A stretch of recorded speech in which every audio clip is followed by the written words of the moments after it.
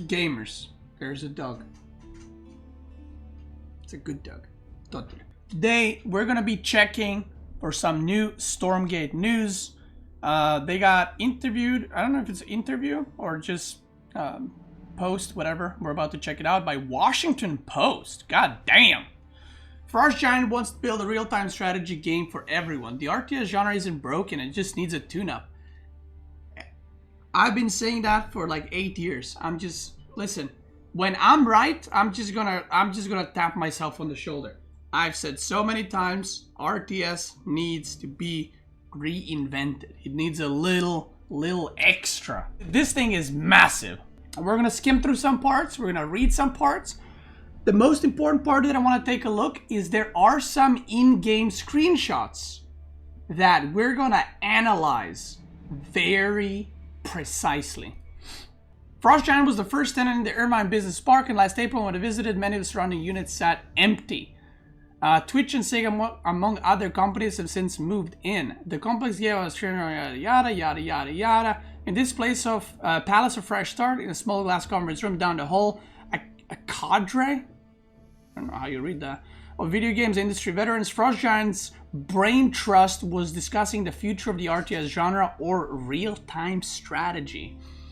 Okay, we're not gonna read what RTS is. This is kind of like introduction. These are the Chads. Tim Morton, production director and CEO, and Tim Campbell, the double team. Tim, not the team, double Tim. The deadly duo, game director and president. They're talking about the other people in the company. We've talked about this before. So let's talk about the juicy stuff that we did not see before. An RTS for everyone. Frost Giant eventually chose Stormgate, a title it unveiled to much fanfare at a major industry event last summer. But the codename used before then and still to this day is Pegasus. Oh, really? The inspiration was Medusa, the codename for StarCraft 2. Okay, that I didn't know.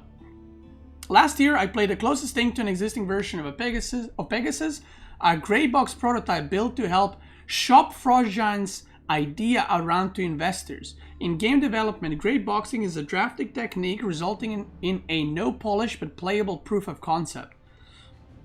Teamed up in-game with 2 Frost Giant employees, 3-person team-based game modes are a core component of the studio's pitch for Stormgate. I was let loose in a textureless sandbox prepped with mountain ranges assembled from perfectly smooth overlapping gray cones. Our object, defend the homestead from generic shambling enemies spawning in waves around the map. And this is where I want to take a look at. So, there's a lot to go off here. Now, this is the screenshot that they used to get the investors. So this is not what the game looks like now. What the game looks like now is, you will see, this is what they used to get the investors. And this screenshot says a lot. I mean, first of all, you know, the UI might have been changed already, you know, like this thing might be there, right? But there is a lot of information to get from this screenshot. And yeah, this was also a year ago when they were still getting investors. But there's a lot to get from this. So I'm not gonna be like, oh, I don't like the colors of the UI. All this is changed. All this looks completely different. Let's look at the important stuff. I have said so many times when talking about Frost Giant Studios game, the Stormgate, I've said so many times, I don't know what one-on-one will look like. I don't know how good it will be. But the real important thing is the 3 versus 3. That is extremely important. It's way more important than one-on-one. Team game modes is where you get your players, where you get your player base, where you get the casual players. Doesn't matter how good or bad you are, you can always get into team games easier. Thus, that's why there's so many team games that are popular. So, this is a screenshot from a year ago that they have shared. So let's dissect it. And I'm super excited for this. So on the minimap, you can see what we are guaranteed to have in this game from the get-go, like from the start of the game. So ZZZ, I'm assuming this is for when your villagers are idle. So That's nice. That's something that StarCraft 2 has. You know, cool. This is the usually the picture for pings. So you're gonna have pings for your allies. That's nice. Minimap on the left, I can see it. That's true. I hope that their UI is customizable because, well, I used to like the minimap on this side, but since playing Age of Empires 4, I am used to minimap on the bottom right side. I hope that UI is customizable, that I can just put stuff wherever I want. That would be very nice. Now, let's take a minimap specifically. So they did say there will be 3v3 game modes, I think, in the past, specifically 3 versus 3. Now, what we're looking here is not 3v3. This is not a 3v3. This is co-op. This is a 3ve, 3 versus environment. And this is really cool if they're having it from the release of the game. I cannot emphasize how important it is, how good co-op was for StarCraft, and how many players played co-op. There were more players playing co-op in StarCraft than 1-on-1, 2v2, 3v3, and 4 versus 4 combined. And I think maybe even arcade games combined. Co-op had more. This is co-op, and it's very important. Now you can see there are 3 players, 1 here, 1 here, 1 here, right? My thinking is the 1-on-1 in Stormgate will be like a regular RTS, something like Age of Empires, something like StarCraft, something like StarCraft 1, right? Where it's like you get resources, you build units, you expand, and so on. I'm assuming that's how it's gonna be, and let's say you're gonna have like 20 units, right? 20 units and like 3 economy units, assuming. Now, I always said, because they wanted a 3v3 mode, and they specifically said they want to kind of go for more casual audience, there will be heroes, and you can see here, these are hero abilities. So what I think the 3v3 and the 3ve will be, I don't think you will have all the 20 units. I think you will have like 8 or maybe 9 units, and you will have a hero instead.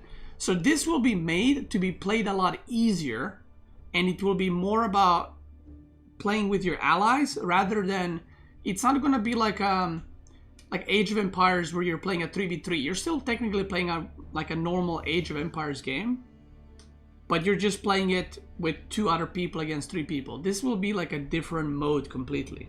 It's going to be something like MOBA, and this is the reinventing of RTS that I always talked about. So I think this is really cool.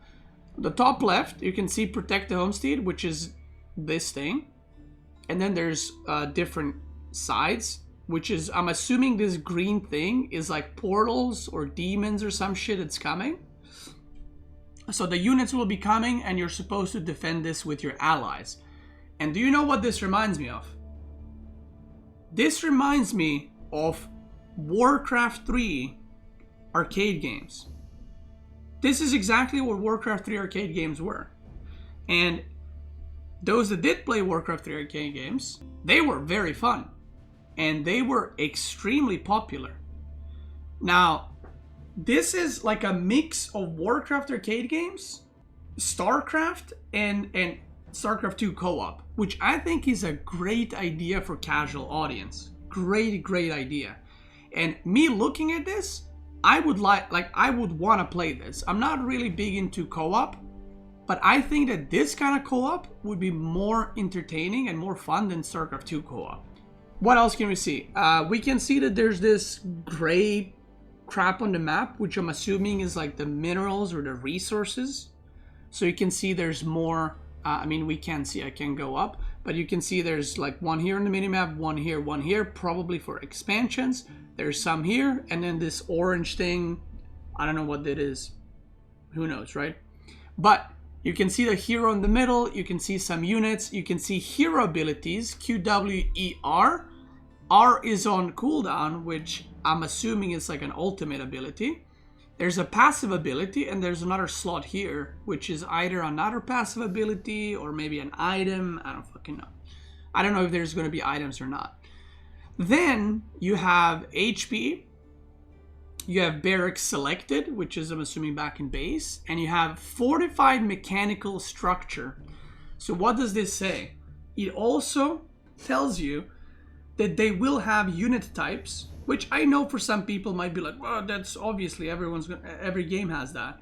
But the fact that it has structure, fortified, and mechanical means that it will be more like Warcraft 3 than StarCraft 2 in terms of unit types and building types. If a building has 3 types, then the units will have at least 2 types. So there will probably be a lot of unit counterplay, like biological, mechanical, like StarCraft. Which, again, is a lot of information that you can get out of this. Now, you can't see here, so I'm going to remove my camera for a bit. There is a command window, which I'm assuming, I don't know why training Marines is here and not here. I don't know exactly what command window entails. Maybe it's just like, I don't know. You have resources here where this thing looks like that thing on the map. Then you have the second resource here, the blue money, but I don't see it anywhere on the map, so I don't know how you get this. And then you have the bread, which is the supply, right? Then you have in-game time, you have some commands here, and then you have train, build, and upgrade. So this is something that they've talked about where they want to make UI and controlling of stuff easier. So I'm assuming because you have, this is important. So he is selecting a barracks, you can see here. But he can still click train, build, and upgrade. So I'm assuming that even if you have units targeted or buildings or enemy, you can still train units. So I think you won't need to click barracks or upgrade buildings to upgrade, which is, I might be wrong, the only modern RTS game that I've seen do that. Which is very good for the casual players because it makes it a lot easier. They don't have to click barracks and then make units. They can just press T for train and then build whatever they want. So this is great for the casual players. It makes the game easier for them. Why, in your opinion, the current RTS needs a tune-up? It's very simple. I mean, look at the numbers. Look at the numbers of RTS games and then look at the numbers of any other genre. RTS used to be the most popular genre. It's not anymore. And there are some games like, I mean, Counter-Strike has always been popular, but there were some games like shooter games that were popular and then they fell off a lot. And then they got reinvented in a way in terms of battle royales.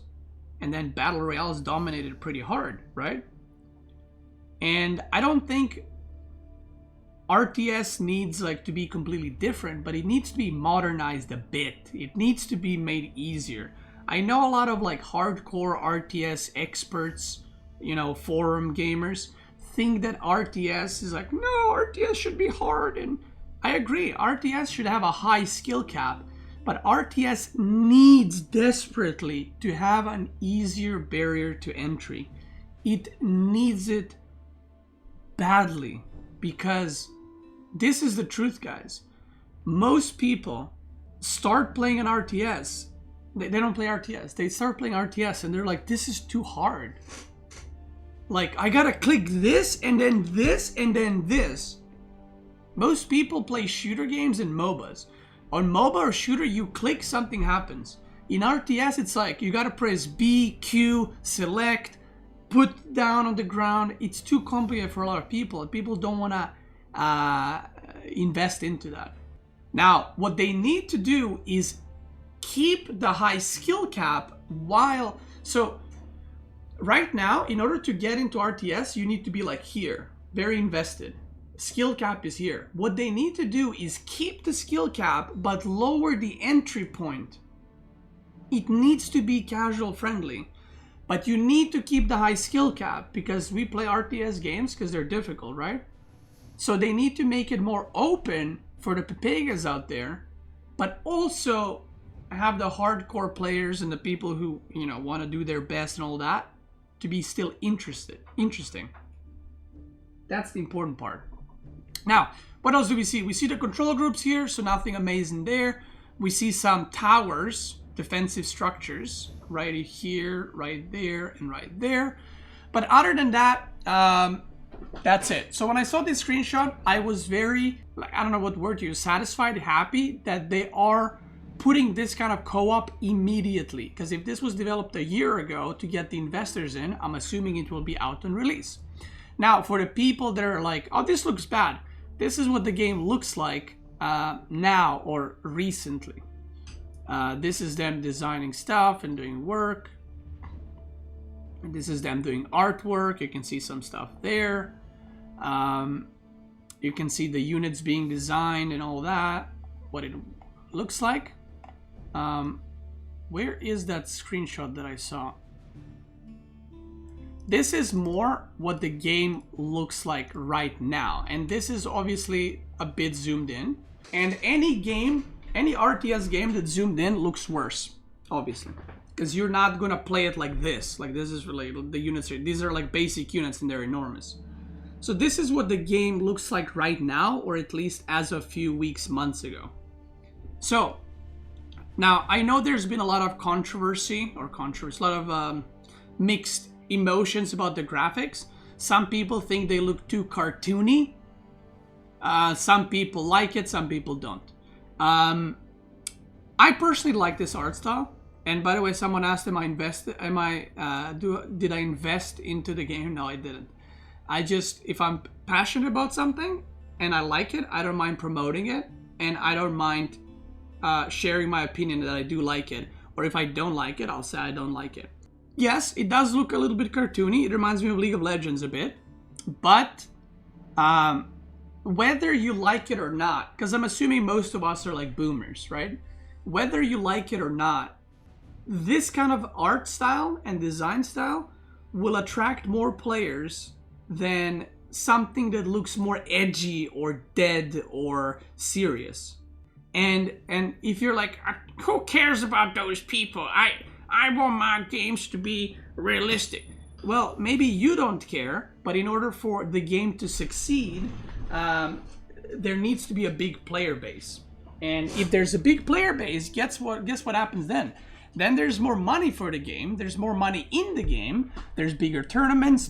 There's bigger amount of players. It's easier to attract sponsors. It's easier to develop more things for the game if there's money into the game. So whether you like the graphics or not is in a way irrelevant, as long as it attracts more people, because that's what's more important for the game. Now, I do hope that the graphics are optimized where the shit computers can run them, because I think that's pretty important. But obviously, like I said, this is a very zoomed in screenshots. I'm assuming these are like your basic units. These are your Marines, these are your Marauders, right?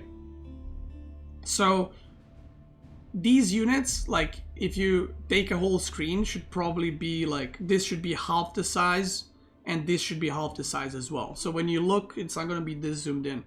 And again, some people will like it, some people won't. I personally like the art design. You know, I know you boomers are gonna hate me for this, but I prefer League of Legends art design way more over Dota 2. I think Dota 2 art design is atrocious. All the heroes are like blended in with the environment and it just looks bad. I'm sorry. It sucks.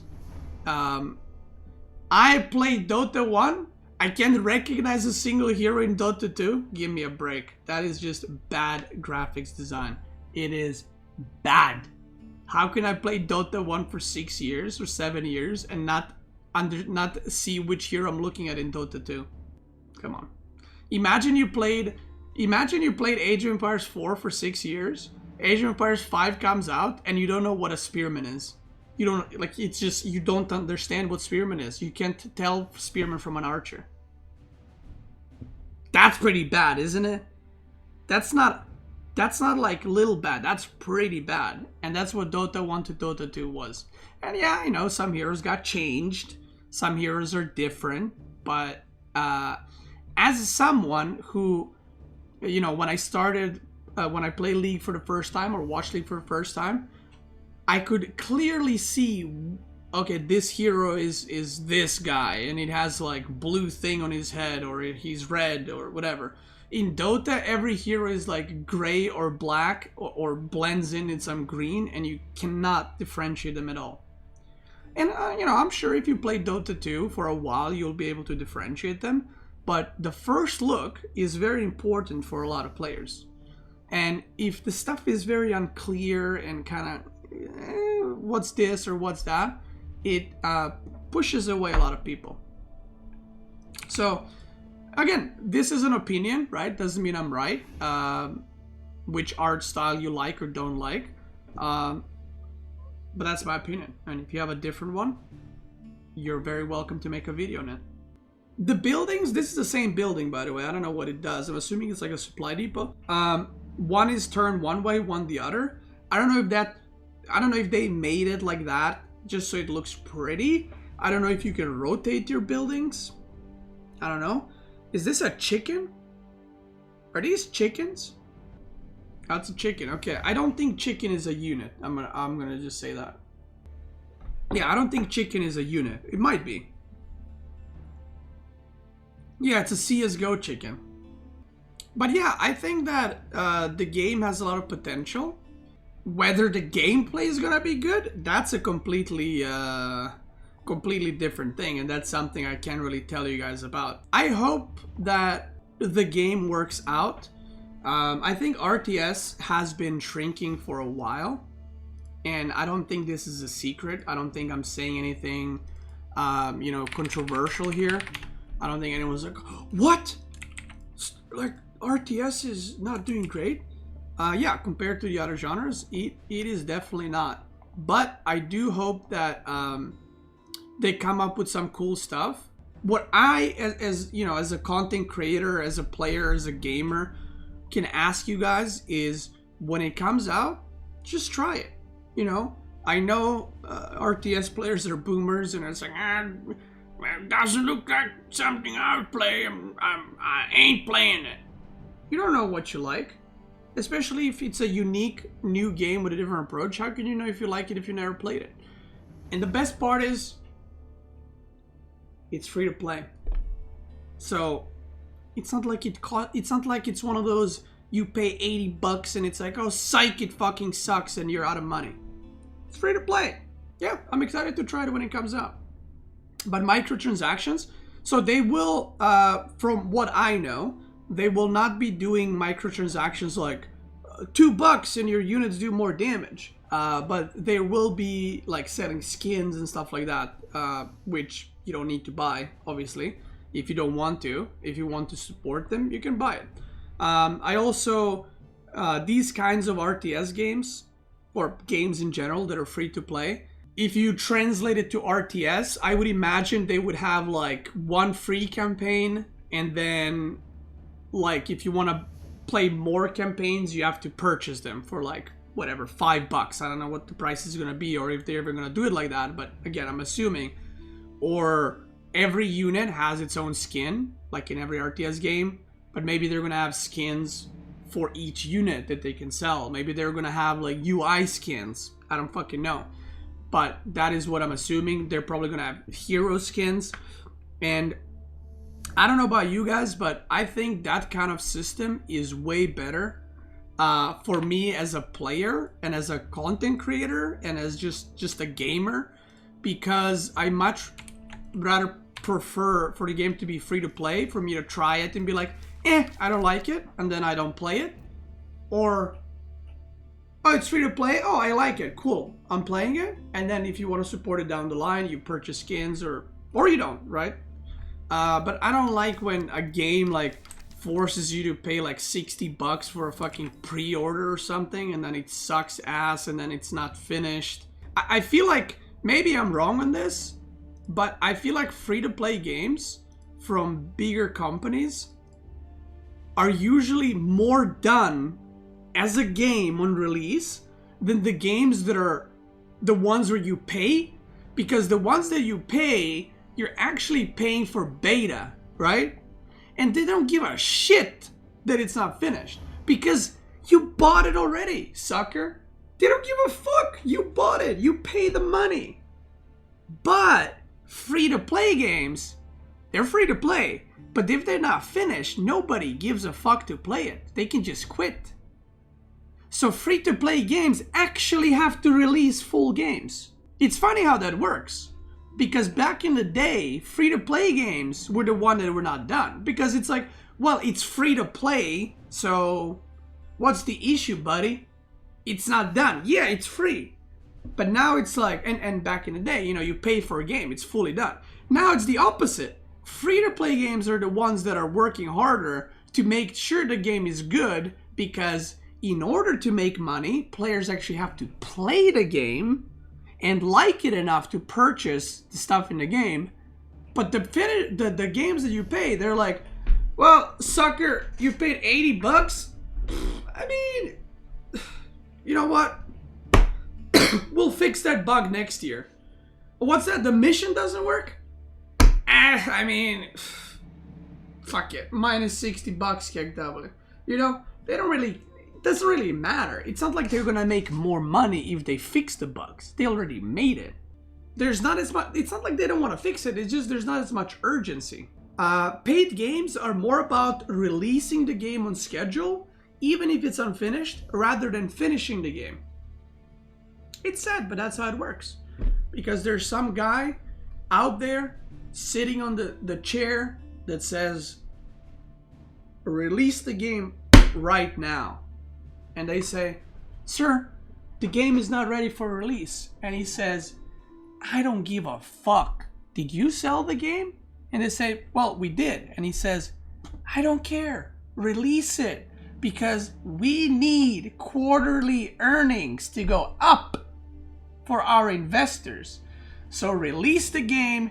I don't give a fuck that it's not finished. I don't care that it has bugs. I don't care it can't be turned on.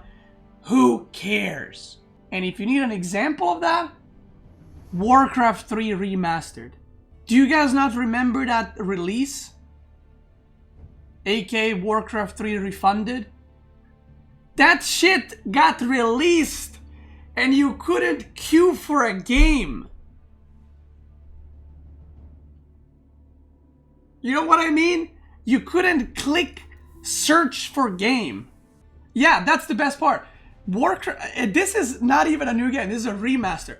Warcraft 3 Remaster was literally the same game, just done prettier. And they actually broke a bunch of things that used to work. Couldn't host custom campaigns for 3 years. That's what I mean. That's what I mean, guys. For 3 years. You know why? Because Bobby got his paycheck. He pre-sold that shit. He don't give a fuck. He doesn't care. He cashed out. Doesn't care. And then he left like 2 people to work on it for 3 years. Oh, we're working on it. We're gonna fix it. They don't give a fuck. Anyway, that's it of me covering the new Stormgate news. I hope you enjoyed it. Beta is this year. I don't know when, but beta is this year. And I'm hoping I get the beta. I hope so. You know, I'm kind of a big deal. Stormgate follows me on Twitter. So I would say we're pretty close. You know what I mean? Maybe even an alpha? Just saying. Maybe pre-alpha. I mean, maybe pre-alpha. Just take a little peek. Beastyqt definitely has a stake in Stormgate. Dude, I wish. I wish. Anyway, if you're watching on YouTube, thank you so much for watching. Check me out on not on Twitter. You can check me out on Twitter too, but check me out on Twitch. I'm probably live right now. Twitch gamers, let's keep going.